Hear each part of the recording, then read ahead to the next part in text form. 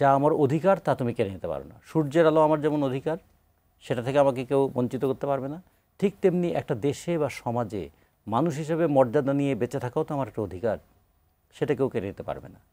আমরা যদি আমাদের সংবিধানের কথা বলি, রক্ত দিয়ে গড়া দেশটা সেই দেশের সংবিধান। সংবিধানে প্রণয়নের ক্ষেত্রে কিছু দুর্বলতা আছে, আমরা সেই দুর্বলতার কথাগুলো বলেছি, কিন্তু তার মানে কি সংবিধানকে ছুঁড়ে ফেলা? তার মানে কি সংবিধানকে বাতিল করে দেওয়া, নাকি তাকে আর একটু উন্নততর করা? যদি দুর্বলতা থাকে দুর্বলতা তো দূর করা।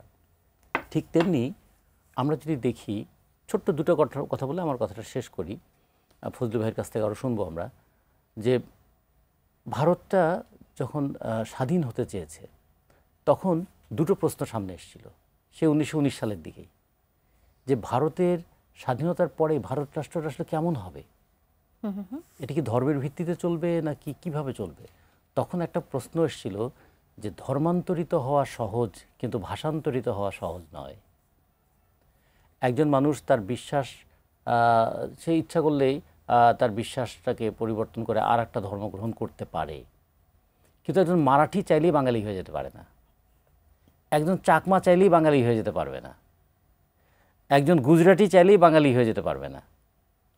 ফলে ভাষার শেকড় অনেক গভীরে, সংস্কৃতির শেকড় অনেক গভীরে, যে কারণে বলেছিল যে আমাদের ভাষাভিত্তিক যে মর্যাদা আছে, সংস্কৃতির যে বৈচিত্র্য আছে, তাকে একত্রিত করার একমাত্র পথ হচ্ছে একটা গণতান্ত্রিক সমাজ।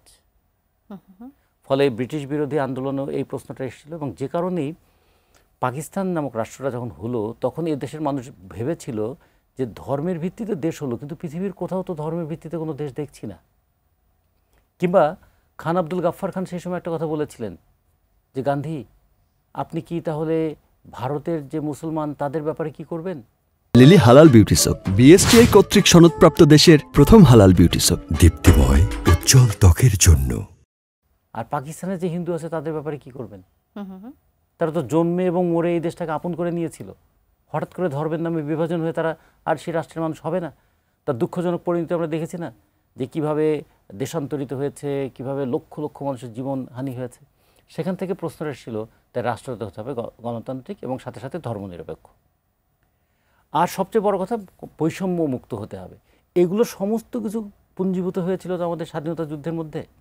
ফলে সেই স্বাধীনতা যুদ্ধের পরে আমরা যে গণতন্ত্রের কথা বলেছিলাম, সেই গণতন্ত্রটা আমরা চর্চা করতে পারি নাই, দুর্বলতা ছিল। এবং সেই দুর্বলতা থাকার কারণে দুর্বলতা থেকে যারা শক্তিতে পরিণত করেছিলেন, যেমন আওয়ামী লীগের 15 বছরের শাসনামল, সেই 15 বছরের শাসনামলে গণতান্ত্রিক যে চর্চা সেটাকে তারা সবচেয়ে বেশি ব্যাহত করেছে। ফলে তার জন্য আওয়ামী লীগের বিচার হওয়া দরকার। বিচার এবং শাস্তি কিন্তু এক জিনিস নয়। বিচার মানে যাচাই করে দেখা কোথায় কোথায় তুমি ভুল করেছো, কোনটা তোমার অপরাধ, যেটা ভুল সেটার কি শাস্তি হবে, যেটা অপরাধ তার কি শাস্তি হবে। তাহলে আমরা ভুল থেকে যেমন শিক্ষা নিতে পারি, আর অপরাধ থেকে জাতিকে আমরা মুক্ত করতে পারি।